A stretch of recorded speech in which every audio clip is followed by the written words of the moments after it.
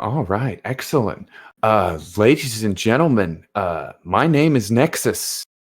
I am from the Wolves of Wall Street. I'm a moderator, and it is my pleasure to bring you Team ShapeShift. We have Eric, John, and Willie, all representing the finest that the world of decentralization has to offer. Many of these gentlemen have been working on this very project for a long time. It has taken several different forms, definitely earning its name ShapeShift, in my opinion. And I have a preface that I want to give everybody before we start the show for real. This preface is going to cover just a couple things that I want everybody to be aware of. Firstly, I'm going to give a little bit of my background in crypto just for context reasons. I have known about Bitcoin for about 10 or 11 years, but I didn't invest until 2020. When I loaned a friend $500 and came back on me with $1,000 in Bitcoin and said, "Here, play with this, see what you can do." That journey led me all the way here and to the lofty platform that I have been blessed by this beautiful community.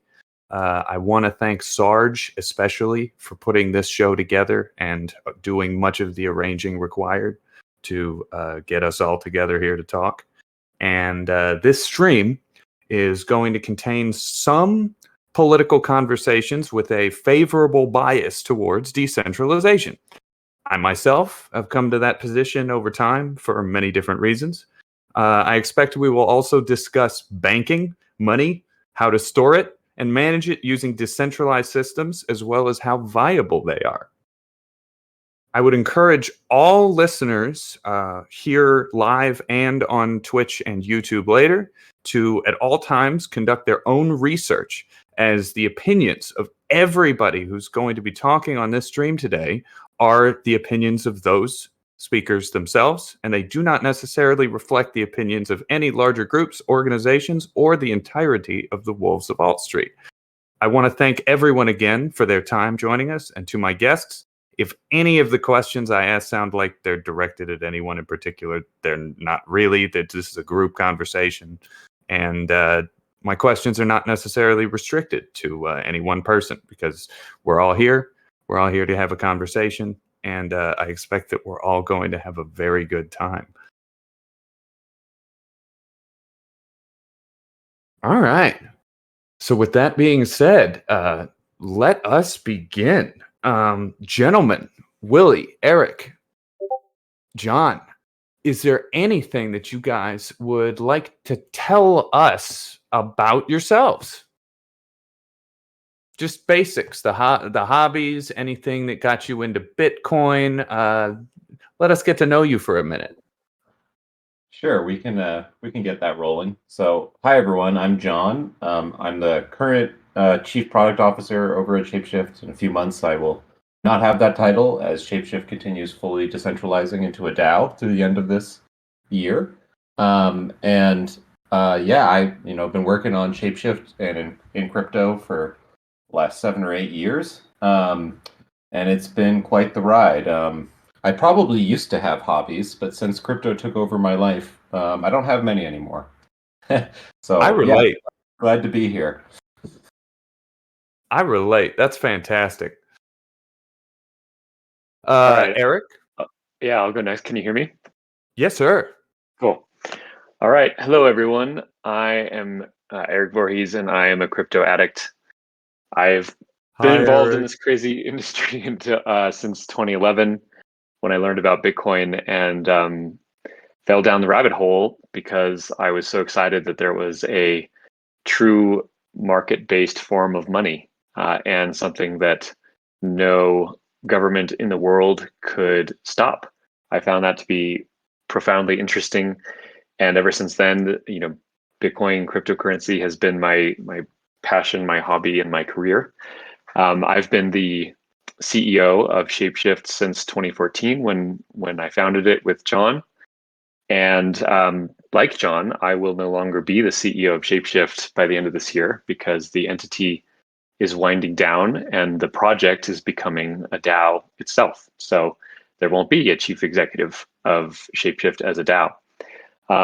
So my time right now is largely spent, kind of unwinding the corporate structure of ShapeShift and learning about how DAOs work and just being a participant in that new form. I have to say it's been really amazing to see it start develop. And a year ago, I didn't really understand how DAOs would work in most contexts, but I'm increasingly bullish on them as a new model for economic organization. And super glad to be here and happy to chat about anything related to crypto that you all would want. Awesome. Hey everybody, my name is Willie. I am currently Principal Product Manager at ShapeShift. I've been with ShapeShift for about 3.5 years now. And going forward, as ShapeShift dissolves, I will be the head of decentralization at the upcoming Fox Foundation, which is a not-for-profit foundation that's being established to help the DAO, help support the DAO in achieving its mission of fully decentralizing ShapeShift and transitioning all control to Fox token holders. And I'm really, really honored to be working on that. I cannot think of a more valuable mission in the world to dedicate my own personal energy to than ShapeShift's mission, which is to be the open source, multi-chain, community-owned, and decentralized interface to the decentralized universe. I think that's super valuable and something that needs to exist in the world. So I'm loving it. I've loved working at ShapeShift for 3.5 years. Love working with Eric and John. And these past 3 months since we've started transitioning to a DAO have been the best 3 months ever. So looking forward to many more to come. Oh, that is so cool. Obviously, most of the folks here are going to be completely in agreement that the world needs a bit more decentralization, especially in the world of companies.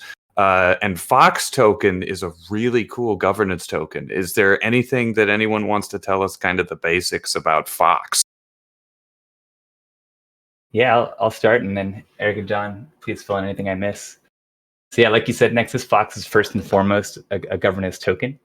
Fox, we actually launched Fox before launching the DAO, but only a very small amount of the total supply had been issued, and it had all been issued to ShapeShift users. So when we launched the DAO, those past ShapeShift users, along with 1 million additional former ShapeShift users and about 100,000 community members of other DAOs, were airdropped Fox tokens. And so that kind of marked a pretty big inflection point in Fox's utility. Fox became a governance token, and now Fox token holders control the ShapeShift DAO, which has 24% of the total token supply streaming to it over the next 3 years, and also has 35%. We'll get another 35% of the supply, 32.5% of the supply in about a week. Everything that was unclaimed from the airdrop. So over 50% of the Fox supply is going to be in a treasury that Fox token holders control. It's going to be in the top 10 DAO treasuries in terms of dollar value. And yeah, it's basically in Fox token holders' best interest to make proposals to the DAO to allocate those Fox tokens in ways that they think will increase the value of the treasury overall. So, these are things like, for example, the token holders could choose to add fees on top of these protocols that ShapeShift is integrating. But as a token holder myself, I'm actually more of a fan of not adding fees and instead of these affiliate revenue opportunities, which would basically give ShapeShift users the ability to use a lot of the top DeFi protocols that a lot of crypto users are already interested in using in a way that doesn't cost them any extra versus if they were to go directly to that protocol, but can generate revenue for the DAO. And so there's a growing list of these types of affiliate revenue partnerships available. One of the first that we're really excited about is Yearn. And I'll post a link to a diagram. I'll post a diagram in the chat to kind of show how this model can work. Oh, yeah. I love diagrams, right? It's a pretty one. Yearn especially, though. Yeah, I know about Yearn. Yearn is very cool. Yearn is awesome. And it's just one example of one of the growing number of protocols that are realizing that it's in their best interest to share a slice of the revenue that they generate on the protocol level with interfaces like ShapeShift that can drive volume and revenue. It's a win-win where we can drive more volume and revenue to the protocol, and we don't care how the protocol makes their pie. We just want a slice. And so ShapeShift can be the best way to use a protocol like Yearn because it's going to be, again, an open source, beautiful interface that's community owned. There's no fees on top of it unless the community decides to change that. And so users will not be paying any extra using Yearn through ShapeShift, and they'll be generating revenue for the DAO. And for any of these affiliate revenue partnerships, ShapeShift DAO can vote to incentivize usage of these protocols with Fox tokens. So we can actually make it the best way for a user to use Yearn and a growing number of protocols, and that can help build some really strong network effects. Oh, wow. That is so cool. Eric and John, anything else to add? Because that's... Yeah, I'll sort of go off that a little bit. For people that are more familiar with how centralized corporations work, you understand that when there's a centralized corporation, you have a bunch of shareholders. And if it's a startup, maybe that's only 5 or 10 people. A public company is going to be thousands or tens of thousands. And from the shareholders, you get a board of directors, and the board of directors ultimately elects the executive team, and the whole structure develops from that. In a DAO model, the power rests with the token holders. So in our case, it's the Fox token holders, instead of there being shareholders that control where ShapeShift goes, which has been how we operated as a centralized entity for the last 7 years. Fox token holders will now govern how the ShapeShift DAO unfolds over time. And ultimately, all power and direction of the ShapeShift project comes down to the token holders. So in that way, they are similar to shareholders, but unlike shareholders, anyone from any part of the world can be involved at any time to any degree. And it's just a much more dynamic and fluid situation. And it was impossible to do that without blockchains and without tokens for various platforms. So this is what we are experimenting with. And I'll pass it over to John if he wants to add anything. No, honestly, I think you and Willie covered the token pretty well. Happy to answer more specific questions about it as we get in. I'm seeing some good ones in the chat there, but yeah, I don't have much more to add on that. That's a great overview. Well, as a follow-up, I would ask that it feels like most major crypto wallets, DEX projects have proprietary tokens like Fox, like AWC for Atomic Wallet, or like DiDEX's recently released token that will have staking and rewards associated with the token. What makes ShapeShift and Fox token better to invest in than a similar stake token project? We're not going to comment on why Fox token would be good or bad to buy. I don't want to get into that. But in terms of what makes ShapeShift as a project or product different, we are open source now that we're moving into this DAO structure. And because ShapeShift isn't a corporation anymore, we are able to match a lot of the openness and borderlessness of a crypto project itself. Excellent. Whereas any centralized company is going to be bound to certain jurisdictions, certain territories, and that will always put them at odds with the crypto networks underneath them. Excellent. Makes perfect sense to me, boss. I can, while I'm in diagram, and I'll share a screenshot just that we did recently of kind of like a competitive analysis comparing ShapeShift to some of the other projects that we see as kind of similar or close competitors. So I'll post that, and that'll show some of our unique differentiators. Perfect. Yeah, that's all we need. Awesome. Okay, cool. Here's an interesting kind of thought experiment for you guys. It's really such an honor to be, I have to emphasize this, to be talking with a team that's been pushing decentralization as long as you guys have been doing it. So I see you guys as kind of like trench veterans, whereas I'm a bit of a newbie. And I often get asked to explain Bitcoin to new folks. How would you guys explain Bitcoin to somebody who'd say struggles to operate an iPhone? This is a question I almost always got asked years ago, and like it's been so many years since that question got asked. Maybe I'm rusty now, but it's a good question, and there's still several billion people that don't understand this stuff yet. So I think it's important to keep that sharp. I would describe Bitcoin as a new form of money. So you can think of it like money as in, the dollar is a form of money, and gold used to be a form of money. Bitcoin is a new form of money, and it's a payment network. And so the Bitcoin payment network allows you to send Bitcoin money from one person to another person anywhere in the world. And there are no restrictions. No one can stop you. No one knows what money you have or where it is. and you are completely sovereign and the only person that controls it. And so if you compare that to dollars, banks will control what you want to do with your money. Banks can freeze your account, they can steal your assets, they can block for arbitrary reasons. And in Bitcoin, that is impossible. You can be completely sovereign over your own money. So for people that want to take control over their own lives and their own wealth, Bitcoin is a fundamental building block, and I would say one of the greatest technologies to ever exist. I would agree, sir. Yeah, Awesome. when I get this question, been answering this in some form for, basically since I got into Bitcoin many years And ago. we all still will. Yeah, and it's never gonna. I guess it's not gonna stop. But kind of like Eric, it's interesting that that's not the question people ask as much anymore. But generally, my best answer to that has not been like a bunch of trying to explain what Bitcoin is or some theoretical examples, although those certainly come up. The best answer to explaining what Bitcoin is, in my opinion, is to generally just give someone some Bitcoin, make them download a wallet, send them a little bit, make them send a transaction, and like that has always done wonders for me in terms of explaining to them what it is compared to any amount of talking I can do. Absolutely.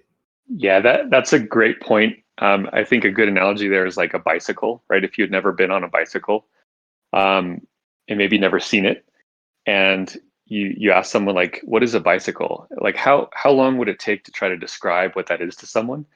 And would they really understand it even if you gave them the best explanation ever? Their understanding would be very limited. But if you get on a bicycle or you see someone actually riding it, you understand far faster what the thing is. I think that holds very true in anything new and alien to someone, and Bitcoin definitely falls in that category. Yeah, well said. And especially when we get to DeFi and stuff, there's no better way to understand impermanent loss than to experience it. Good luck trying to understand it by just reading a blog post. True. True.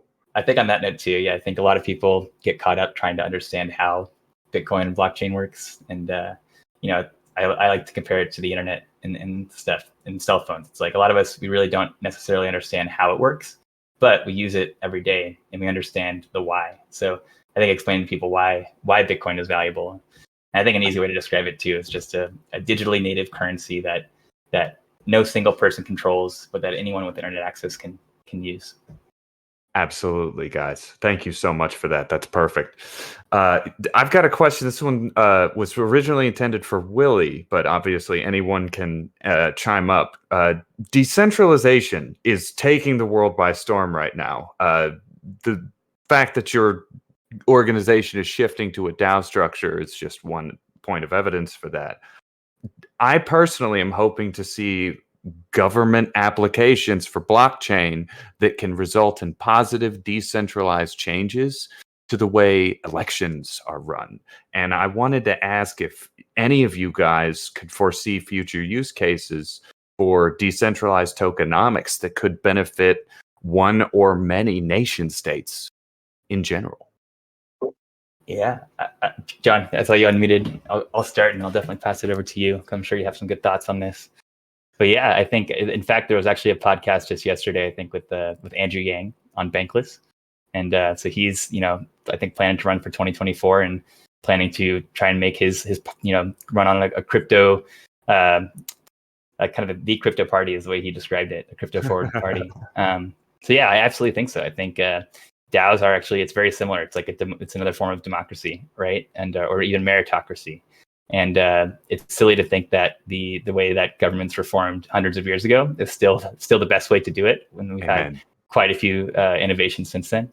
So yeah, I think DAOs show that we really can have more decentralization in governance and more efficient governance and more possibilities that would be very difficult or impossible to implement without tools available to us, such as blockchain. So I'm very bullish, and I would love to see a more DAOified government, and definitely have some ideas for what that could potentially look like. John, yeah. So I think this is happening in the short. What Willie just said some of that will happen in the short term. But my interest, I think that those changes in governance are actually happening today through DAOs. They're pretty nascent, but they're already starting to happen. We already kind of see this in the ShapeShift community. This kind of spontaneous global order just coming from Fox token holders and proposing things that are of value to the rest of the community. I'm kind of more of the opinion that DAOs over the medium to maybe long term, and maybe not even that long term, will actually start to make nation states obsolete. Meaning that, like, I don't think it's necessarily that they change the way, or that tokenized voting changes the way that governments work, although it might. I think more importantly, I think DAOs start to obsolete the need for nation states. When you can have global digital communities that can organize across all these invisible lines that people put up and coordinate on whatever they want that is interesting to them and not give that power over to a bunch of bureaucrats to do things with, I think that's when things would become really powerful. And I think they start to erode the power of nation states actually pretty quickly. Wow. As the kids would say, that's pretty based, sir.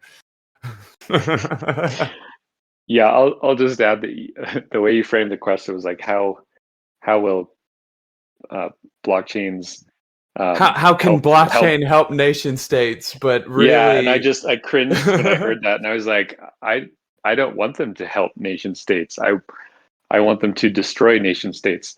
I wish you could see how much I'm grinning right now, sir.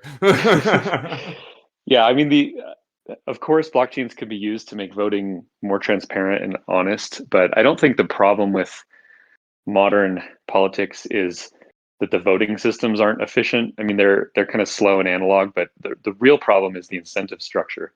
Correct. Where people en masse will vote resources from one group to another, and you just get this horrible tragedy of the commons happening, over and over and over in all these different domains. So I don't really want to make any of that more efficient. I want it to go away and become less important. Yes, absolutely. That's why I framed the question that way. I was hoping to bait out a great answer like that. Perfect, guys. Okay, so some centralized exchanges have recently been accused of profiting handsomely off of their user bases, trading through the way of user activity, representing inside signals within the company to buy, sell, etc. Does ShapeShift prevent this kind of activity? And if you do, can you explain how to the audience? Yeah, I'll take that one. Yeah, I mean, whenever there is a trading venue, the operators of that venue have certain knowledge that the average trader on that venue does not have. This is true of all centralized exchanges in legacy finance and is true of centralized crypto exchanges as well. Two answers here. One is that ShapeShift is not an exchange anymore at all. From our founding in 2014 up through earlier in this year, ShapeShift was technically described as a market maker. We were trading with our customers. And having that knowledge, we could have made trades based on knowledge that others didn't have. Sometimes we did not. But since we are no longer an exchange, that's kind of a moot point. And more importantly, these decentralized exchanges make everything transparent. So on a decentralized exchange, no one has any secret knowledge of what's going on. Sometimes the knowledge might be quite difficult to understand if you're not technical, but there's no special gatekeepers. Anyone can read the blockchain. It's all transparent. And obviously everyone is just trying to compete with everyone else. And it's on a level playing field, and it's fair and open and transparent. So I think the real question isn't like, do some centralized exchanges front run customers? The question is, there's other problems with centralized exchanges, and let's just leave that world behind and move to one where trading is open and transparent, and that is brought to us by DEX technology. Absolutely. I will add that, in DEXs, just like Eric said, there still is a potential for front running, but it's at least open to everybody. But on that note, we had a call just yesterday with Flashbots. We've also been talking with CowSwap, which is a new DEX launched by the Gnosis team. Both of those offer solutions to protect users from sandwich attacks that they are still subject to on the decentralized network. So also just looking into ways where we still can help protect users even in this decentralized world. Absolutely.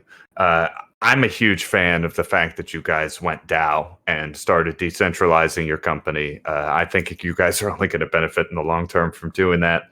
But I recall that when that happened, when that change happened, that you went decentralized, that occurred primarily did that occur primarily as a result of the vitriol that you guys got exposed to vis-a-vis the know your customer requirements? Because a lot of Bitcoiners would have been opposed to any KYC.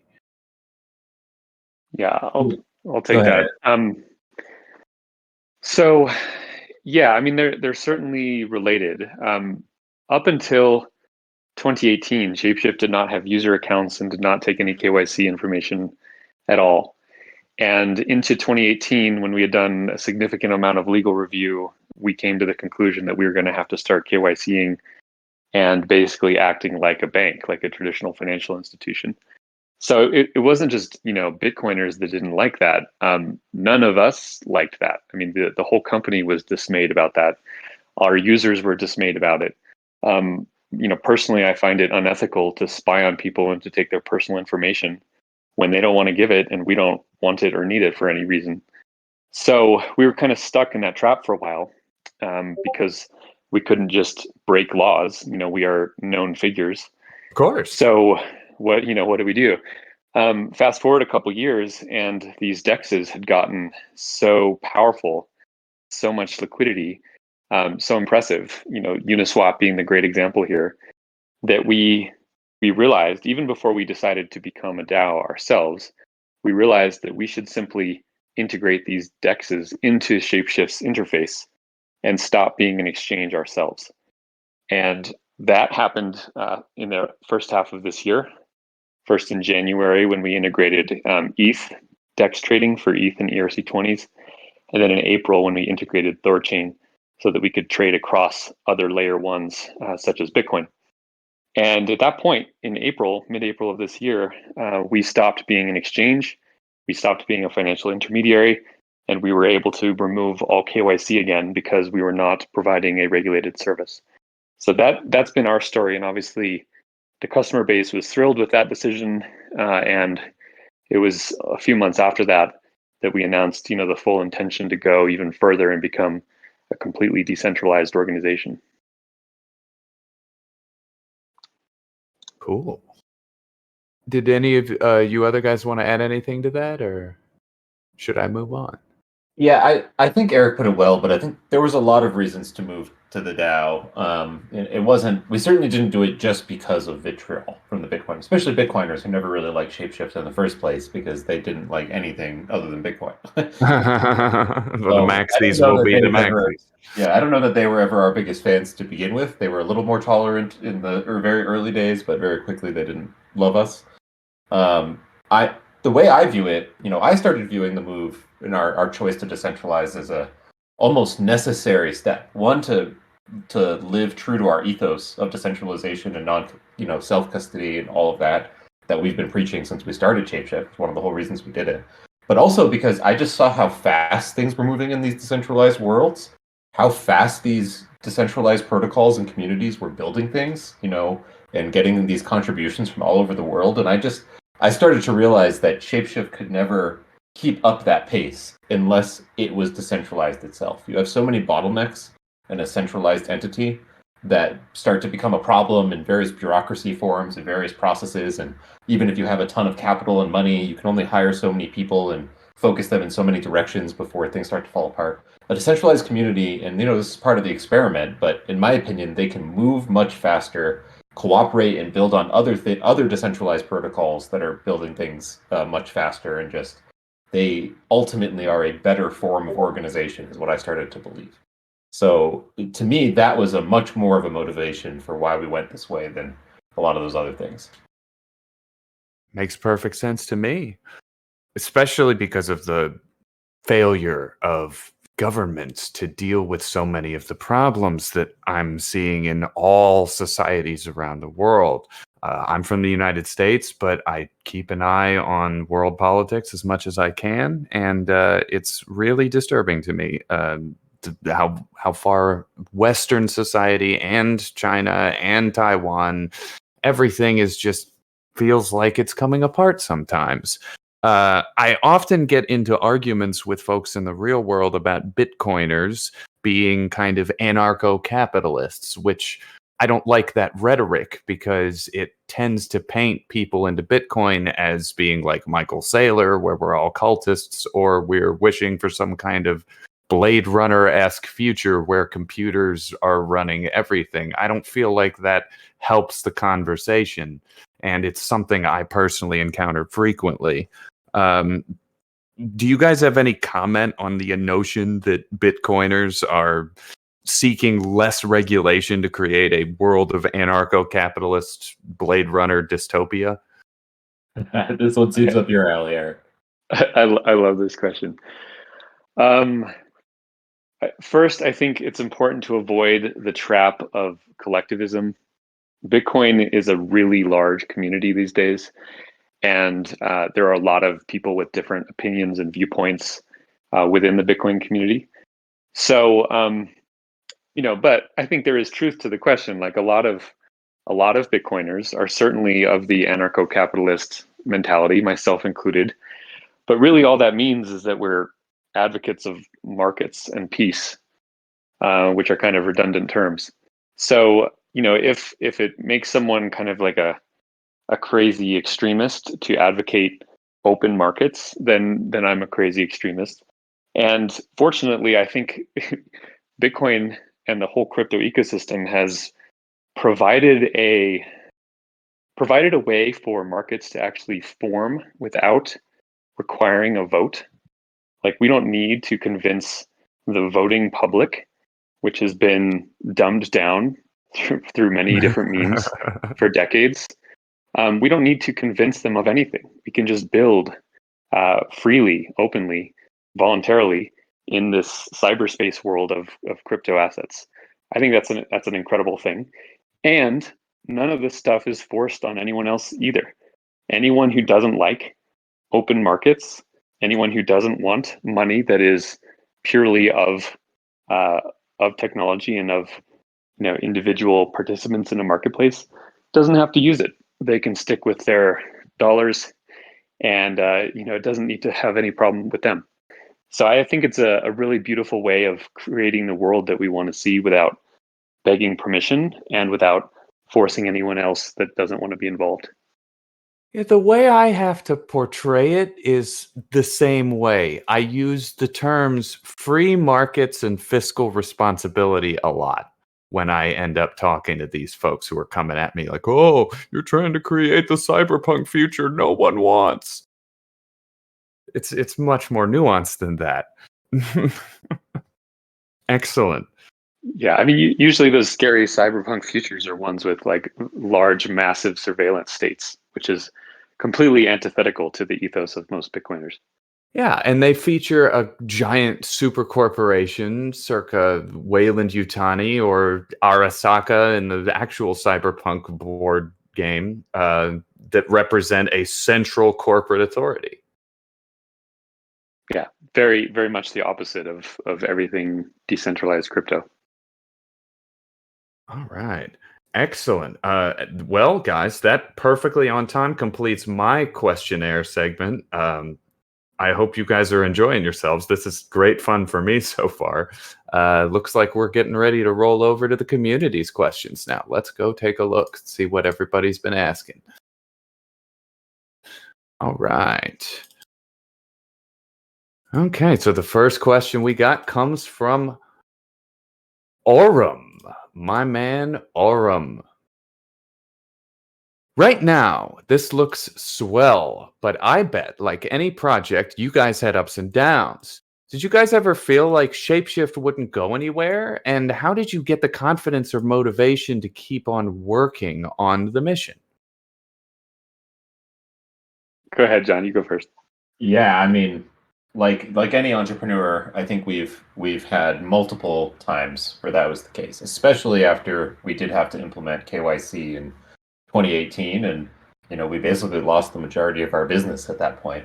At that time, it was pretty hard to see exactly how we were going to evolve ShapeShift and what way we were going to go and how we were going to really live through our mission and get through. So I mean, we went from the bull cycle of really going crazy when we first built ShapeShift in 2016 and 2017, and just experiencing this crazy exponential growth and, hiring a ton of people and the company growing so big and our volumes growing, very large, very rapidly, much faster than I think ourselves or any investors expected.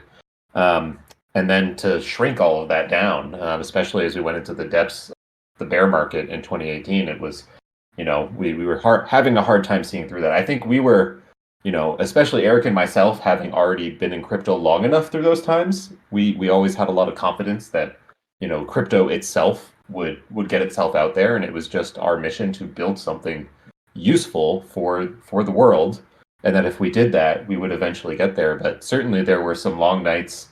There were some various incidents and all sorts of things that make you question yourself as a builder and entrepreneur over time. But I think just having confidence in the vision of crypto itself and having confidence in our ability to evolve and, for lack of a better term, keep shapeshifting into something that people would actually want to use kept us going. But yeah, it's definitely never easy.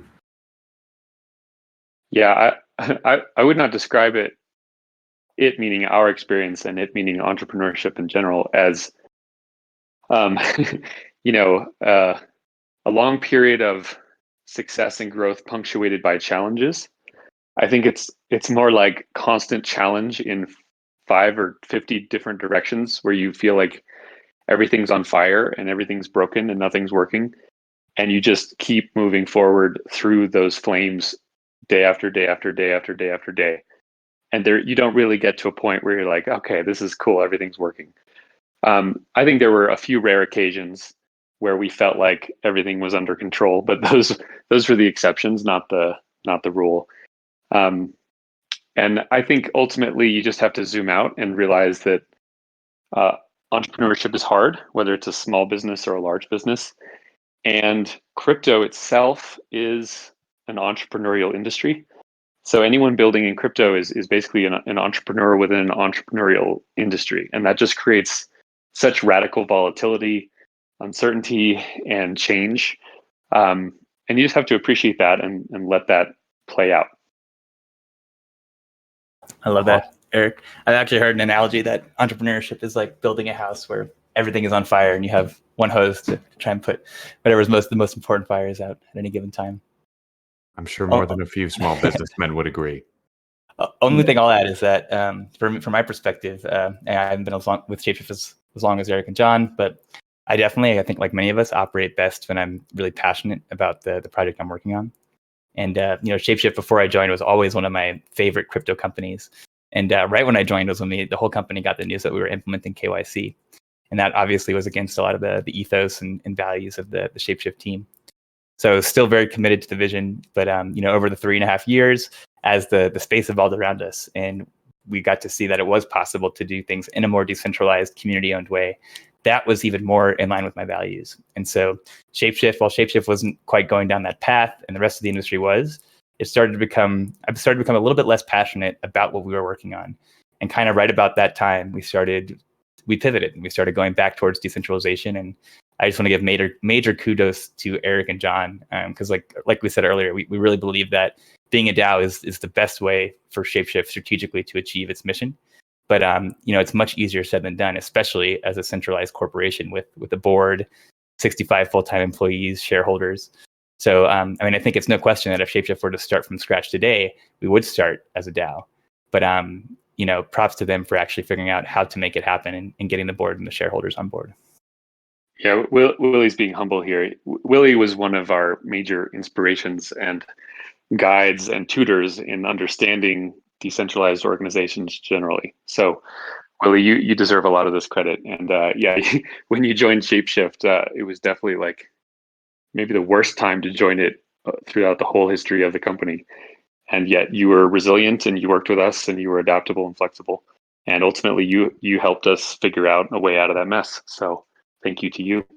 Yeah, and showing us just what the value of was in a lot of this new DeFi protocols and what was going on with DAOs. Willie was definitely instrumental in that. Even as we were making fun of him in the early DeFi days for farming all sorts of food tokens that we didn't understand.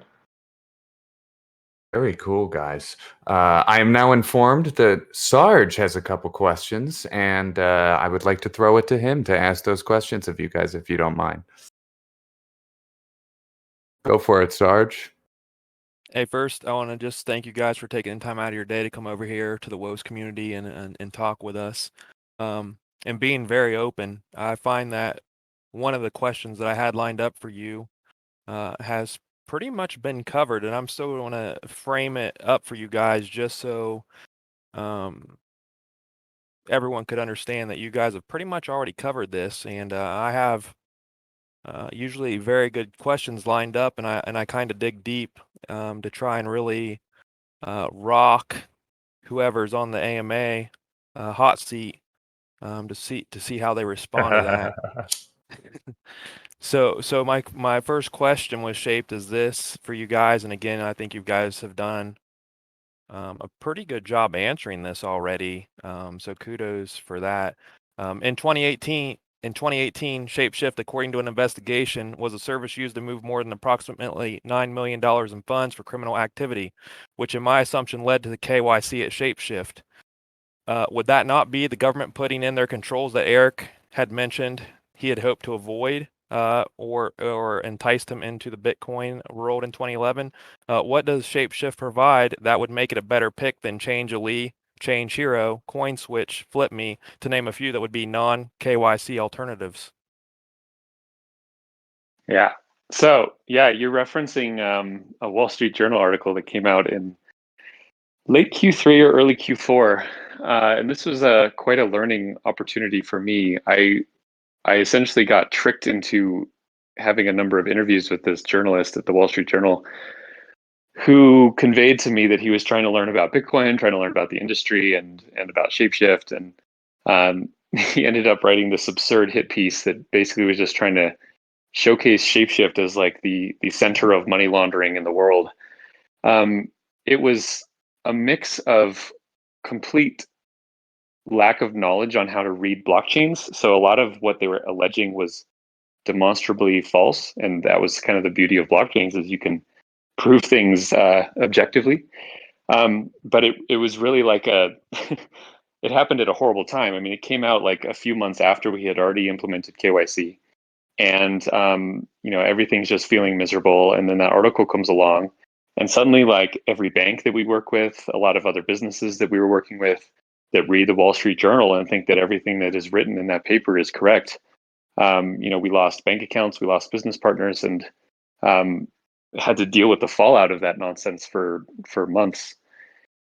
Ultimately, if you actually look at the math and the numbers and the blockchain forensics that they were alleging, the rate or the proportion of money which was suspect flowing through ShapeShift was substantially less on a percentage basis than that which flows through the heavily regulated traditional financial industry and banking system. That really should have been the story, that like this little startup ShapeShift that has been operating for years and hasn't done KYC still has less suspicious funds flowing through it than JP Morgan Chase and any of these banks. But of course, the Wall Street Journal didn't write about that story, and so that was really like a teaching moment for me about how tricky the media can be, and that was a pretty hard time. Your other question was, can you remind me? You kind of had a couple. Yeah, it was just kind of a two-part, and again, it was more so based on the fact that I actually didn't know that you guys had went on KYC. So, what would ShapeShift be providing that the alternatives that do not use non-KY, like a non-KYC alternative, as in Change Ali, Change Hero, CoinSwitch, FlipMe, what was being provided by ShapeShift that would make them a better pick, even though I was under the assumption that you guys were still KYC. Yeah. First of all, Changelly has a dirty little secret, which is that if you use them, sometimes they will force KYC and sometimes they won't, and they won't tell you that ahead of time. So you'll send your transaction through and then they'll catch it, and they won't release it unless you KYC, and they won't be upfront with you about that. Wow. Yeah. So I mean, Changelly is still operating on the model that ShapeShift used to operate on a year ago, which is being a market maker to the customer. And they are kind of pseudo KYC at this point. Sometimes you have to, sometimes you don't. At this point, ShapeShift just integrates directly with decentralized exchange protocols. So that means that ShapeShift's rates are always going to be better because there's no margin added. Changelly would add a margin today and will KYC some of the time. Further, ShapeShift has integrated Thorchain now, so we can actually do trades of native Bitcoin for native Ethereum or native Litecoin or native Bitcoin Cash, unwrapped tokens with no added fees.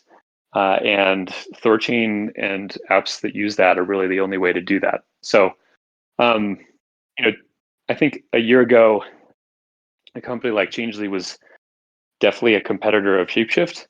But again, we're not an exchange anymore. ShapeShift doesn't try to make revenue or to build a business off trading. It just lets our users trade directly through DEXs in one interface.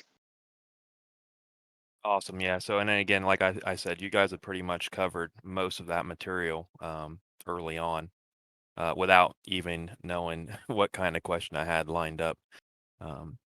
So, and that kind of goes into the next thing, that I find the dollar to be extremely private. If I wanted to go buy something for $10,000 between myself and Nexus, no one knows that but me and Nexus, if I was using the dollar.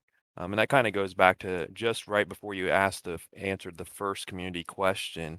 Do you guys not feel that the dollar is still private?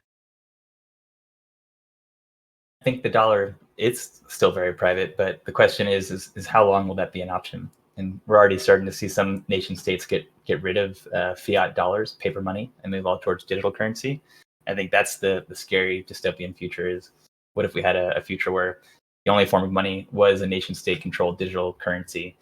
That is not a future that I would want to live in. So, I mean, you're not looking any farther than China to see that taking place in real time. Yeah. Right. And while Bitcoin itself isn't very private, there are a number of different privacy blockchains that are popping up that do give you that privacy and the ability to transport cash across borders, which is not easy to do either. Correct. I think it's important to clarify that dollars that are cash are extremely private. Cash is very, very private. Far more anonymous and private than Bitcoin is. But dollars that are in the banking system, which are 99% of the dollars, are just digital entries in various banks. Zero privacy. I mean, that is heavily surveilled, whether you're running through banks or through PayPal or Venmo or any superficial front end for the banking system. That is completely surveilled. So it's quite a dichotomy. Like, you can't say dollars are private or not. You have to specify whether you mean dollars in cash or dollars in the banking system. Right. Absolutely. Which touches into my actual second question here, which I believe someone kind of tied into it further up in the list. And I think you guys have kind of basically stated your opinion on this, but I'm going to go ahead and give it to you anyway. Now that ShapeShift is on Discord, and you've seen some of the various communities, when interacting with these communities, hosting or supporting their projects, tokens, coins, NFTs, etc., how do you keep a working relationship with some of the more polarizing communities while ensuring that their views are not interwoven with ShapeShift?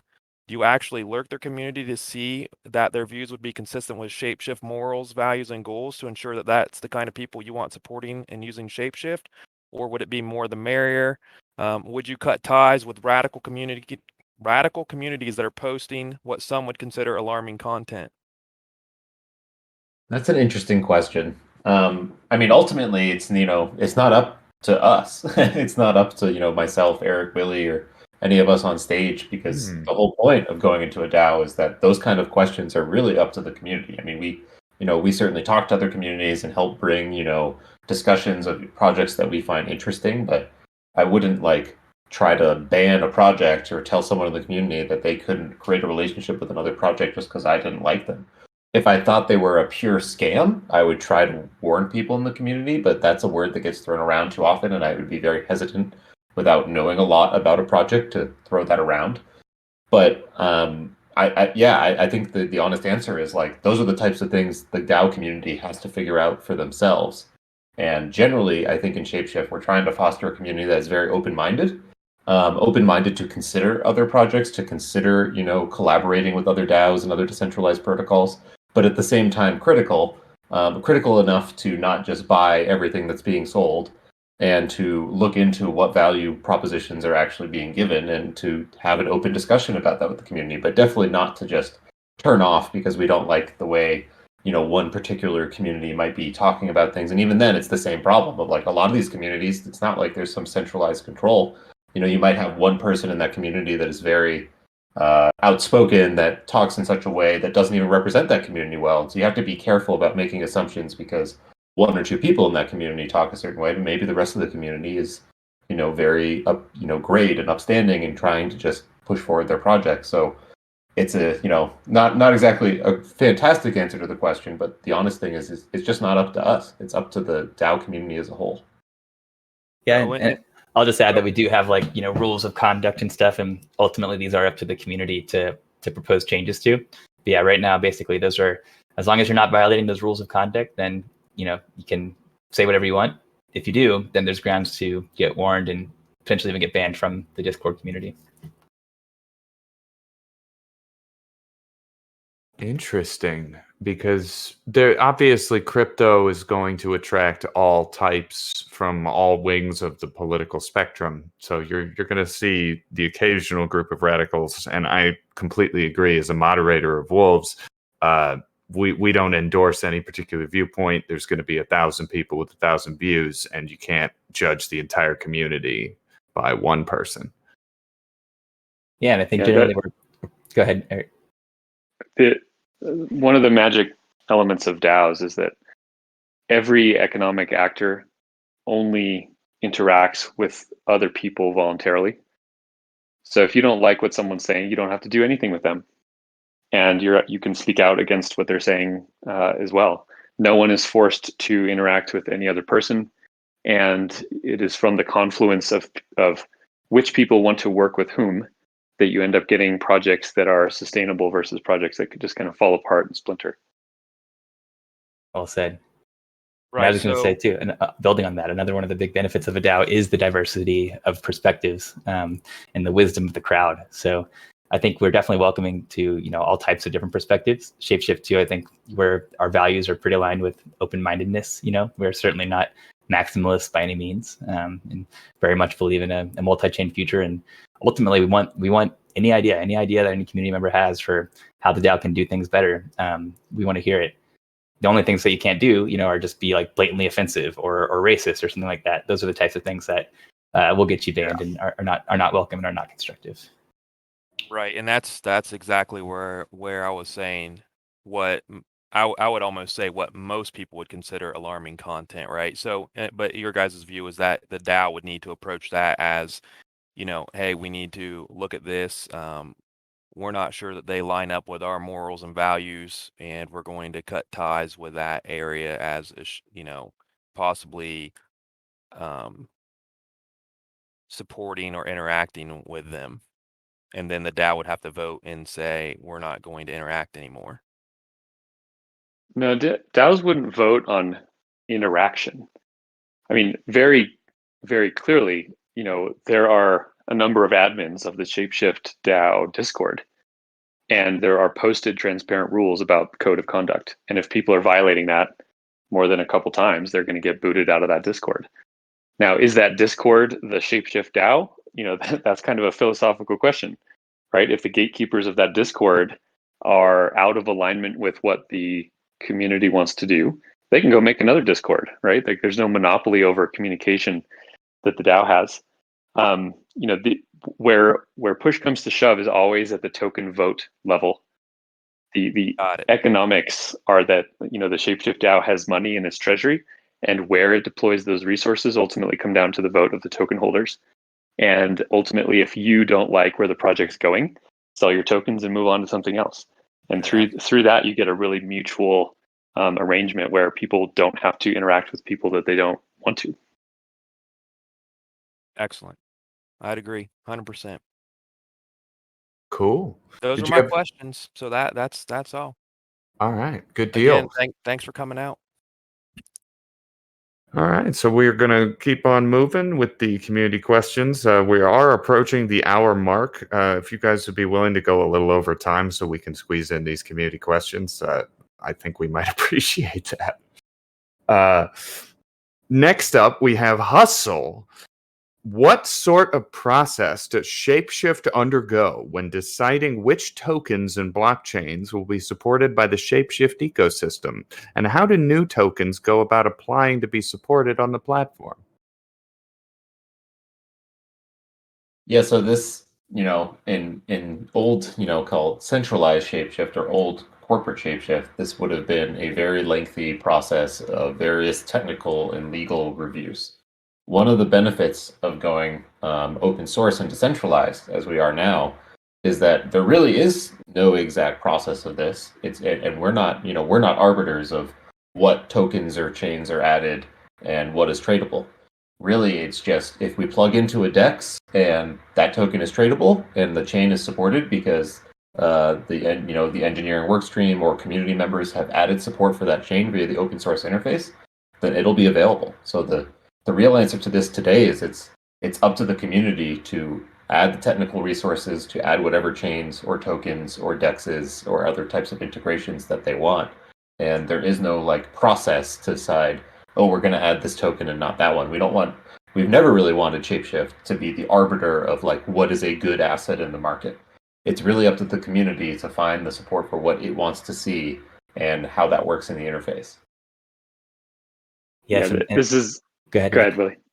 I was going to say on that note too. In the past, it was on ShapeShift engineering to add any new chain or token, and with this new open source architecture, one of the really beautiful things about it is that any chain or any token can actually come add themselves, and that I think is really valuable, and again can help build network effects, because right now too, it's kind of silly that every new blockchain has to build their own wallet, right? Because building a wallet is a lot of work, and building a great wallet that also supports bridging and DeFi applications and fiat and off ramps and all these new features is a shit ton of work. So wallets and blockchains can either go do that themselves right now, or I am pretty confident in the future that it'll make a lot more sense for them to just come add themselves to ShapeShift, and then they don't have to worry about supporting all these features, maintaining the interface. And again, like John was alluding to, they can also do the work to add themselves into a network like Thorchain, and then not only get wallet functionality, but also get plugged into a DEX and not have to go through any centralized listing process whatsoever. Cool. Is that what you're going to say, Eric? Yeah, you guys covered it. We can move on. All right, no problem. Harlot asks, with all of the numerous tokens out there, going around 4,500 at last count, what makes you guys believe that ShapeShift will be a success? Do you guys have a strategic plan or course of action that's going to give you guys a competitive edge in the market? I'll take this one because I have a pretty strong view on this. So yeah, I love all these different, not all of them, but there's a lot of amazing projects and innovations being built, right? And ShapeShift's role in this is not to necessarily just be one of these amazing protocols or applications being built, but rather to be the interface between the masses and this whole decentralized universe across multiple different blockchains. So Fox, I think, is a very, if we achieve that vision, and Fox is the token that powers this ecosystem, then I think Fox is very unique relative to all these different tokens that have one use case, because Fox has the ability to be the bridge, in the a utility token and a governance token for this bridge and this pathway between the masses and the entire decentralized universe. Very cool. Also from Harlot, people believe that crypto is for the investors, for the guys with deep pockets. How does ShapeShift enable a common middle-class person to make a fortune out of it in the crypto industry? I think the right answer here is that cryptocurrencies generally are the first time that really equalizes access and opportunity to, potentially life-changing wealth. And this started with Bitcoin 10 years ago, 11 years ago. And it continues. There are no barriers to entry other than being accountable for the decisions you make. There's a lot of garbage projects. There's a lot of scams, and no one is out there protecting you. No one owes you anything. It's on you.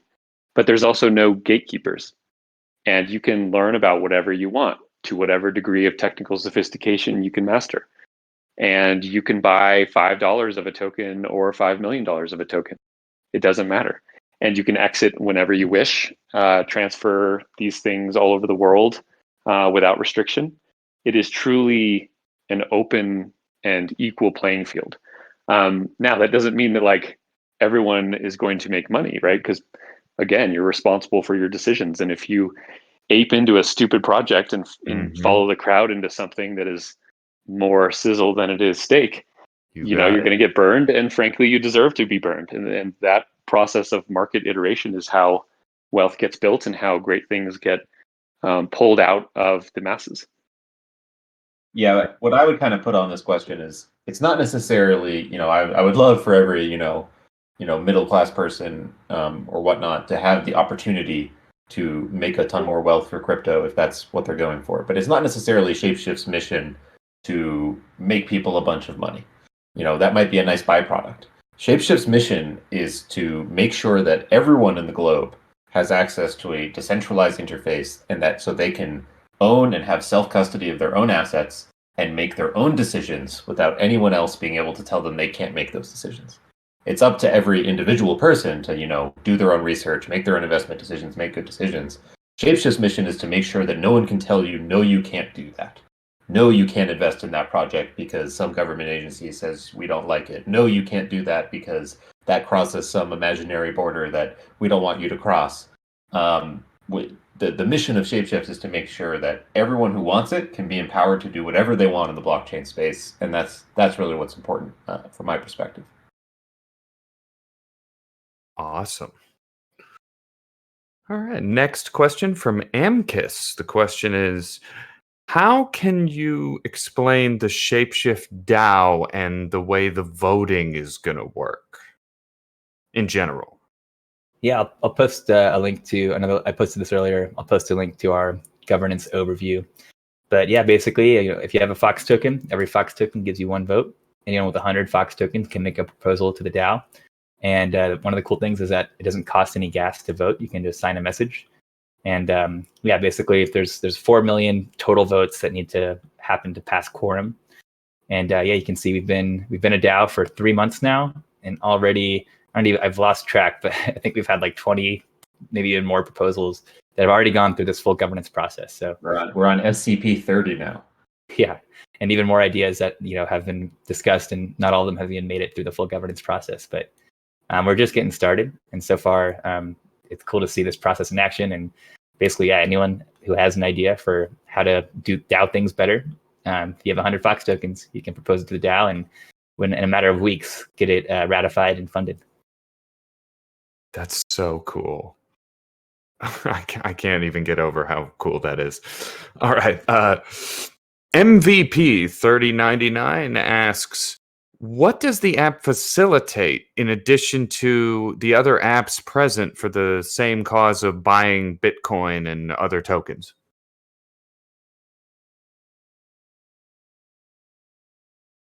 Yeah, go ahead, Willie. Yeah, I mean, so right now the app enables you to send, receive, buy. Selling is coming soon. You can also trade with these DEX protocols.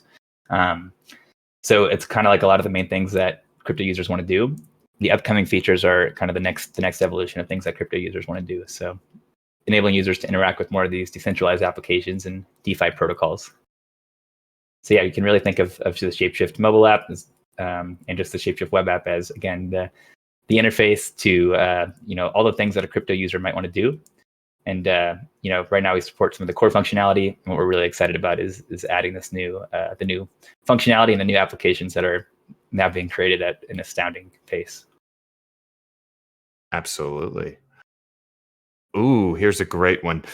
Mr. V asks, is there anything you guys want to go into that presumably you didn't already cover with regards to the origins of your KYC, the pressure you received, and the timeline you went through on being a corporation that requires KYC to a DAO that doesn't. Nothing really that we didn't cover already. I mean, there are things that we just cannot talk about, which totally sucks. And I hope someday that they can come out in a book or something. Yes. But yeah, I mean, fundamentally, we realized that the only legal way to not require KYC is to not provide those services which are regulated in the first place. And so that meant we could not be trading with customers anymore. It meant we could not be an exchange. It meant we could not, be a counterparty or an intermediary of any kind. And so we just acknowledged that and stopped that service, and thus the rules don't apply because we're not offering those services anymore. And it's kind of as simple as that. But it was a long maze of legal analysis and review and a lot of soul searching to help us figure that point out. So yeah, nothing more on that. I've certainly talked about this issue on a lot of podcasts in the past, and fundamentally, I believe that people have a right to privacy. I don't know why that's I don't know why that's an extreme position. Certainly in the U.S., it's enshrined in the Fourth Amendment, even. And just as when someone draws the shades on their window, you shouldn't assume that they want privacy because they're being bad. People just have the right to privacy, and you don't need to justify that any more than that. And that should apply to thoughts, to speech, and to money. Money is no more dangerous than ideas, and if you can have privacy in your ideas, you should be able to have privacy in your money. Amen, brother. That's what a great and articulate way to put that, sir. I certainly look and hope forward to the time when you get to tell us the juicy stuff, and I hope you'll come back years from now with lots of unredacted documents. Yeah, we will see. All right. Tumalet asks, how do you measure in a quantitative or even qualitative way what each workforce in the DAO would provide in terms of utility for the cost of financing the work groups? Do you guys have a system that, for example, might cut funding for a project if they're ineffective or not making good enough progress? Yeah, we do. It's a great question. And if you guys, I posted that diagram of our organizational structure earlier. I'll post it again. As you can see there, basically, Fox token holders have ultimate control. So very similar to like oops, I just accidentally attached a message to it. I posted that diagram, and very similar to a board, how the board would have the ability to ultimately control a company. The Fox token holders are kind of like the board of the DAO, and they're able to approve budgets for these work streams. And then if the work stream is not behaving as proposed, then token holders have the ability to either appoint a new work stream leader, or in the extreme event, just even defund the work stream. So token holders both have that ability, but they also don't have the responsibility to have to approve every single expenditure. So as long as the work stream is acting, in the interest of the DAO and in alignment with the proposal they made to the community, then the token holders actually don't have to vote on every single expenditure, which gives us both like a nice balance of being able to move quickly and efficiently, while still having token holders maintain complete control at the end of the day. Yeah, I'll just add on that these are all things that the DAO is trying to figure out. It's not like the DAO has 100% of all of these answers, but that ultimately any of these work streams, anything that gets a budget, anything that is funded, has to answer to the token holders ultimately. So, I as a singular token holder cannot decide that particular group or that particular initiative is not contributing enough value, but I can certainly vote with my tokens either when it comes time to renew their funding or even ahead of that, if I want to, that they're not contributing, and try to get others to my side and basically take it away. So the DAO and the token holders have full control to make those decisions as they see fit. I guess that would lead me to ask, if you don't mind, are there any protocols within the DAO to deal with whale manipulation, like a rich guy who comes in and just has enough sats to buy up all the Fox tokens? Well, let's imagine that think, scenario. Go ahead, Eric. If any whale wants to come in and buy up all the Fox tokens, I mean, everyone with Fox tokens benefits. So I don't see that as a problem. Cool. The equalizer here is that each token is a vote, and people can be as involved or not as they want to be with those votes. So it doesn't mean that everyone is equal, right? Because obviously someone with 1 million tokens is going to outvote someone with 10. But anyone with tokens is the same pro rata as anyone else, regardless of who they are, their background, what country they live in, their gender, their race. All these kind of things are completely indifferent when you get down to the nitty gritty of token voting. Yep. And I think it really provides like a certain clarity and economic honesty, washing away lots of biases that might be present in a normal context. Excellent. Perfectly said. Yeah. I'll just add on that. I think Eric's answer was really good. It's just, ultimately, I think that there's, you have to look at our decentralization announcement where we talk about all the allocations, but there's plenty of tokens out there for people who want to vote against a whale to coordinate and do so. I think there's enough held by the community. There's enough held by all sorts of various people that they can be outvoted as long as they don't sell all their tokens off.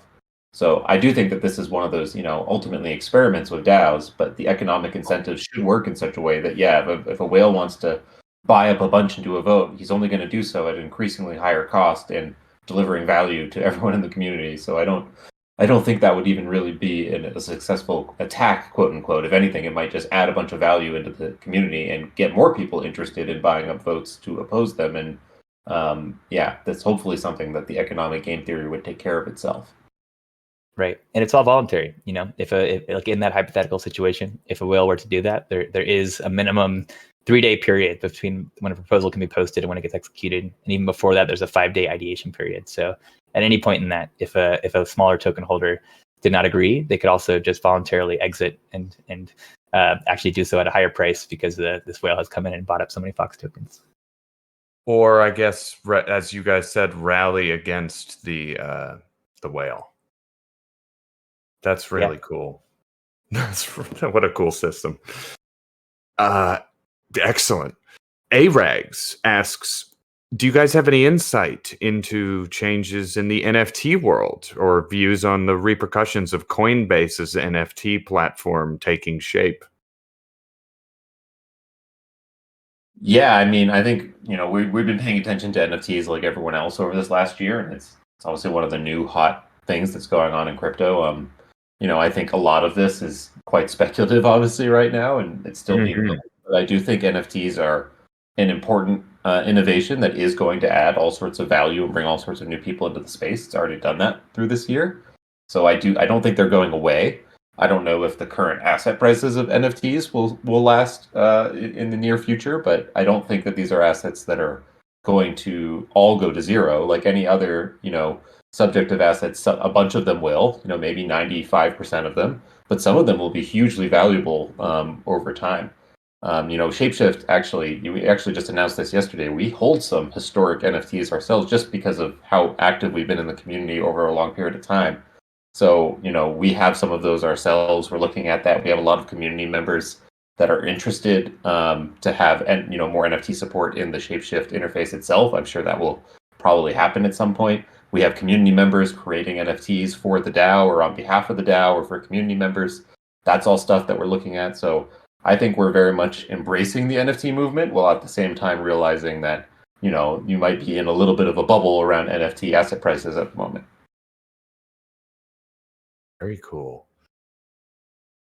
All right. Master Halo 40 asks, what is the main objective that ShapeShift has in the short term so that more people will benefit from the project, and also the immediate future in which developments are being worked on? I believe this user is looking for more options where users can be rewarded for participating and helping to participate, like I guess referrals maybe. Yeah, well, right now there is a referral program live with ShapeShift, and a lot of you just downloaded the app, so you can refer friends and earn some Fox tokens that way. Also, if you have any other ideas for other reward programs, those are, anyone can propose those. But But yeah, I mean, right now the best way I would say is to come get involved with the DAO, come join the ShapeShift Discord, and there's a growing number of opportunities to contribute.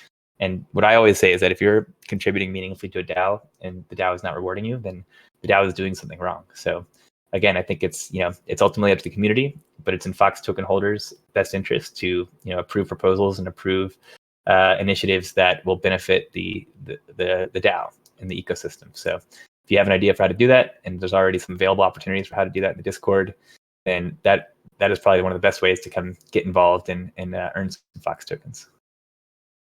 Cool. Moving right along, because I'm trying to get through these questions. The community asked a lot of great questions. They always do. Goodness. Dope asks, what type of rewards and or privileges are going to be available for ShapeShift token holders? Presumably anything we haven't mentioned besides voting in the DAO.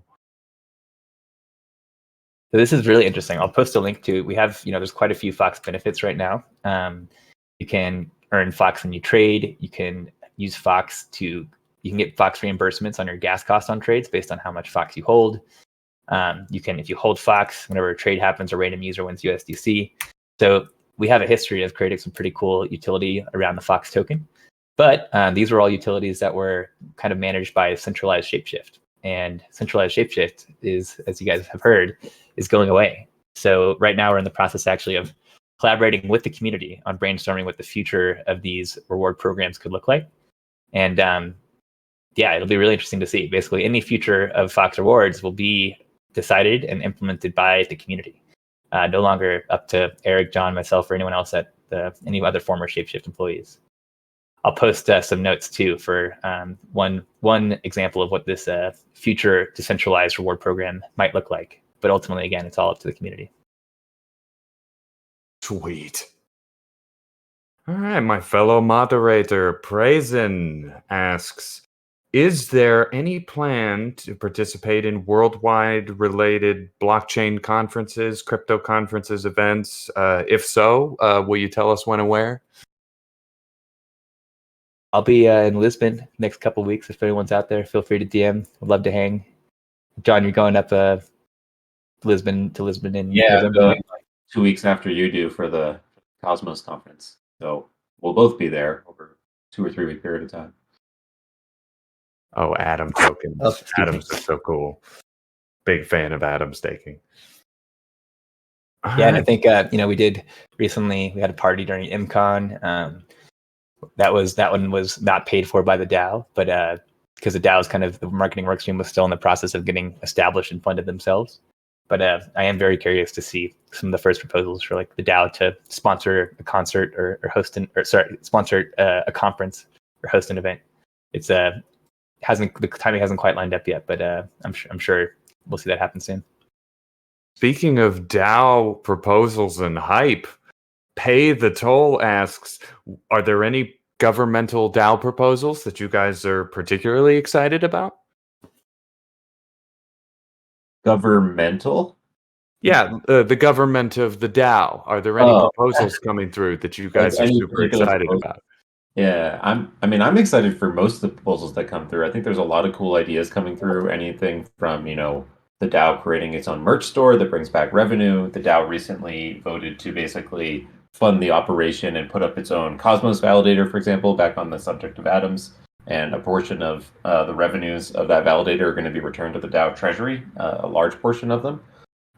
There's all sorts of things going on. Like we just launched these, other various programs in cooperation with other DAOs that are happening. There's a lot of cool stuff going on. I don't know if there's one that stands out that I'm like, that's the one, or that's the one I think is so cool. But I really just love seeing the open, active process of all these various proposals about all sorts of different things going through DAO governance right now. And it's the process itself is what's getting me super excited. It's certainly exciting. Florence asks, are there going to be any more options with regard to other currencies for pool or snapshot in the future? Can you clarify that question? I can try to. I believe they're referring to the mining pools, but I'm not 100% sure. Yeah. So great question. Again, I'll probably sound like a broken record, but all this stuff is up to the community so far, or even other communities. So right now there's a farming program live. You can get, I think it's like around 200% APR for in Fox rewards for depositing Fox and ETH liquidity on mainnet. There's also a program on Polygon on SushiSwap. So you can deposit Fox and wrapped ETH, and you can earn both Sushi and Matic tokens. Also, Bancor, you can deposit Fox single-sided to Bancor and earn yield from trade fees there. Olympus Bonds just launched this past week, where you can trade your Fox and ETH liquidity pool tokens for Fox that unlocks over a 7-day period.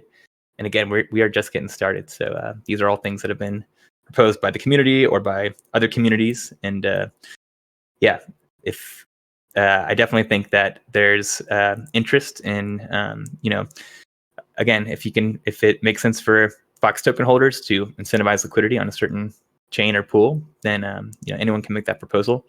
We are seeing, though, however, I will say, a growing trend just in the broader space of kind of a new evolution beyond liquidity mining. Liquidity mining has been proven to be a very effective way for DAOs to both incentivize liquidity and distribute their governance tokens to community members. But it was kind of just the first experiment there. And so things like these Olympus Pro bonds, things like tokamak reactors, all of these new innovations and kind of what's being dubbed as liquidity mining 2.0, these are all super interesting things that the DAO is watching very closely, and some of which is already considering. Excellent. Another question from Praisen. In what ways does the ShapeShift Keep Key stand out from other cold wallets? Yeah, I mean, so we ShapeShift acquired Keep Key back in 2017, and it's certainly a big part of the ShapeShift platform. I would say that one of the ways it stands out is honestly just its big, beautiful screen. It's one of the only hardware wallets where you can actually see full Ethereum addresses, what you're actually signing, get much more clear, obvious instructions about what is actually happening and the risks you might be taking versus scrolling through it on a tiny nano screen and things like that. A lot of people who like them just really like the form factor. They like that big screen and how much information can actually be displayed. That's certainly one of the things that I hear a lot from people who use Keep Keys and that I personally love about it. Yeah, also you don't have to install and uninstall apps on a Keep Key. So anyone who's used Ledger, that's like this obnoxious thing where depending on how many coins you have, you can only have certain apps on the device at certain times. And even if you can get all the apps on that you want, you have to switch between them on the hardware level before you can use them. And so it's just not ideal. The Keep Key has larger chips, and that just allows all the chains that are supported to be within the same app. Essentially, there's no concept of apps on a Keep Key. They just all work, and the interaction is all with the UI layer and in the ShapeShift platform. Very cool. I might need to get me one of those, you guys, pretty soon. Yeah. Also, they are very inexpensive. So it's like the nicest physical hardware device, but it's also, John, do you know, right now it's like $25 or something that we sell these for? So it's a great deal. Probably, you can certainly get one that cheap with a discount code. I don't know if they're that cheap retail. You might know better than me, Willie. Oh, they're like $50 retail, but which does make it like one of the cheapest hardware wallets. And part of the reason there is that we're not really interested in making a ton of money off these Keep Keys as much as we are in getting these hardware wallets into the hands of crypto users, and also it's just a great way for us to ShapeShift interface. That's another cool thing about the Keep Key, is that the best way to use the Keep Key is with the ShapeShift interface. So getting Keep Keys into more hands of crypto users means more users for ShapeShift. So compared to Ledger or Trezor, where their main source of revenue is just selling hardware, ShapeShift, we have this other software application, and just acquiring users is valuable in and of itself. Absolutely. But yeah, right now, everyone who's listening, there's a code. Maybe we can repost that code, but there's a code for a coupon code for a $20 Keep Key that will be live for another 23 hours. Yes, and I will probably be taking advantage of that myself. I encourage everyone here listening to take advantage of that one. Okay, next question. This one should be coming from, yep, there it is, Hustle. I've noticed some reviews on your all's mobile app haven't been the greatest with regard to freezing, lagging, app crashes. As a developer myself, I understand it takes time to improve these things. What kinds of steps have you guys taken to remedy the performance issues relating to your mobile app? Yeah, well, I think probably the biggest step is this new direction in decentralization. So I think we've learned a lot over the past 7 years of developing ShapeShift and all these products, and we've been pioneers in developing it. So since we've started building the mobile app, there's been a lot of innovations, and I think the new architecture that the engineers are actively focused on for the open source web app basically is designed to address a lot of these pain points and to not have any dependency really on ShapeShift's backend whatsoever, which is where the source of a lot of the slowness comes from. Basically, the new ShapeShift that the engineers are focused on does not have any dependency on any centralized ShapeShift servers or any centralized servers.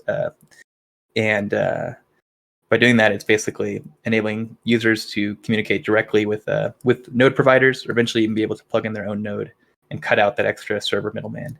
I think the hope is that we'll be able to have a much more performant app that once we remove ShapeShift's servers from the equation. Absolutely right. I love hearing this. This is just the coolest shit ever. All right. Question from Metamorphosis. Why can't users load ShapeShift on both iOS and Android from an Iranian IP address, especially considering similar apps like Binance and CoinEx can be used within Iran? Yeah, I'll take that. So in the US, there's something called OFAC, which is yet another government agency that basically tries to impose political views on entire nations of people. And what it means is that US businesses are not permitted to offer services to certain jurisdictions, the entire nation of Iran being one of them. Iran is like the, 6th or 7th most populous country in the world. Yes. 99% of the people there are good people, but we are prevented by the politicians in the United States from offering services. Would you say we are prevented, Eric, or formerly we were prevented, but will the new open source ShapeShift be prevented? Yeah, centralized ShapeShift is prevented. The degree to which a DAO can do that is an interesting and open question, and I don't have a good answer for it. Hey, that's a question I guess the DAO and the governments are going to have to iron out, isn't it? Yeah, and they might not agree on the answer. But no, they almost certainly will not. It'll But be interesting to see how that plays out. I mean, this is certainly, again, one of the benefits of decentralization is the community makes those decisions, not a bunch of company, shareholders and lawyers. So we'll just have to see what happens there and how the DAO deals with those things over time. It really changes the context for the better, in my opinion. All right. Next question from Fish. Biggest regrets or problems the team have had while creating ShapeShift? Was there anything you guys wish you could have done differently over the years? Yeah, the first major mistake that we made, and this started, even back in the very beginning, 2015-16 timeframe, is that we let ourselves get distracted on sort of ancillary products and services before the core of ShapeShift had really caught on and become dominant. And the reason for this is you look out into the crypto world and it's really hard to not see a million amazing opportunities, right? It's just this like greenfield world, so many obvious things that could be done that would build value for people. And so as ShapeShift had its exchange built, we started building other things and spent a lot of time and resources and our own focus on those things when prematurely. So there's companies like Amazon that do everything in the world, but they didn't try to do everything in the world until they had completely dominated at least one vertical. And I think that's a really important lesson for business generally. So that focus to the exclusion of other opportunities that might be valuable is really important. Very cool. All right. Ranger asks, do you guys have any plans to list on Binance or other similar exchanges soon? Not up to us. Of course, that's right. It's up to the DAO, isn't it? No, it's up to Binance. Oh, because they're all centralized and weird. Yeah, That's right. we don't yet control Binance, so that's really up to them. But yeah, if you're a customer of Fingers Binance, crossed. send them an email and let them know your desires. Fingers crossed. I would love to see Fox DAO and ShapeShift DAO control finance personally, but that's just me. Well, hopefully, maybe we'll get there over time. All right. Collie Buds asks, what pros and cons would you guys list for someone who's considering to use Portis versus their MetaMask account? Yeah, I think Portis is probably the biggest competitor to MetaMask.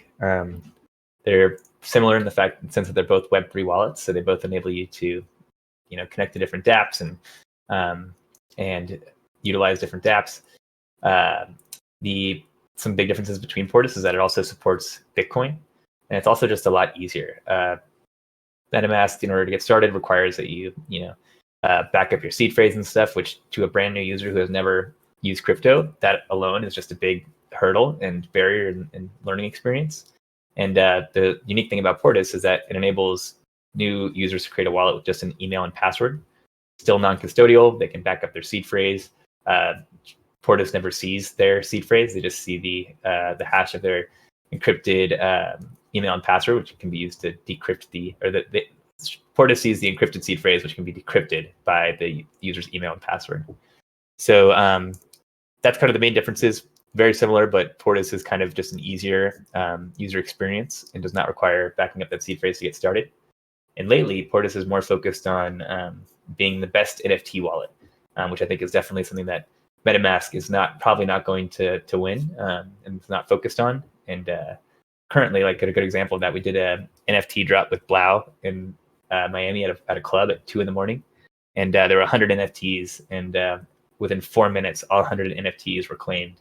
And this is in the middle of a club with most of these people who probably did not have crypto wallets already. And I think if we had done that with MetaMask, it would have taken much longer for people to be able to claim all those NFTs. Man, that must have been something, giving out that many NFTs in just a nightclub. It was sweet. I got one. I think it's worth like $5,000, but poor John was too slow. I knew it was coming, and I still didn't get one. We have an emoji around here for that. I unfortunately have to leave. Thank you so much, Eric, for your time. I wanted to get to more questions, but we're getting near the end, obviously. Would the three of you please do us the honor of selecting your favorite questions, excluding my initial set, and that way we can go ahead and choose our winners, because Eric's got to run. Yeah, you want us to choose these live, like right now? Yeah, absolutely, sir. This puts on the pressure and makes it more fun for the audience. Everybody's in suspense. Oh, did I win? Oh, man. Oh, did I win? Am I going to win? He read my question. Am I going to win? And of course, to everyone whose question I didn't get to you, I sincerely apologize. I always try as hard as I can to squeeze as many of these in. But when we're dealing with very important people who are pressed for time, I can't always get you in. So if I missed you, I apologize sincerely. Yeah, I can't remember exactly what the wording was, but I think my favorite one was actually the one asking about, basically if we regretted anything, basically how hard it was. That would be fish. Yeah, building a company and everything that went into that and building ShapeShift. That was a great one. I was going to suggest that one too. That's why I took it first. Oh, yep. You can't have that one. We need 2 more winners, people. Is there a list of these that are in Absolutely. You may, in your Discords, on the top right-hand side, there's a little push pin icon. If you will click that and scroll through, you can even choose questions I didn't get to if you would like. They are completely open for your choosing. Any of the users' questions who were pinned, I kind of like the question about how keep key stands out. We don't have to go with that, but that was a good one. Like That's up to you guys. That was a great question. That was a good one. What comes after ShapeShift completes its DAO journey? What pros and cons? Yeah, go ahead. My favorite is the how do you measure in a quantitative or qualitative way what each workforce of a DAO provides in utility. I like that question because it's just very practical, right? Like everyone's throwing around this DAO term and we're all going to decentralize everything and it's very utopian. But like from the business world, I think there's actual serious advantage in structuring an organization as a DAO. And so that question really gets to the heart of it, which is like how do you maintain accountability among the participants of the DAO? So that's where my vote goes. Excellent. It was from Tumalet. Tumalet is Tumalet, if they're French. Indeed. They are our second winner. All right. That means we have one more winner to choose, gentlemen. All right. I will go with Leo Eng. Question: how do you plan for payments for workers and experts that will provide services to update anything and everything about ShapeShift? Glad that question was asked and answered. I agree. All right. Excellent. That is our 3 winners. You guys will receive your crypto airdrops, presumably via tip.cc. Excellent. Thank you, everybody, so very much for joining us for this show. This has been a presentation of the Wolves of Alt Street.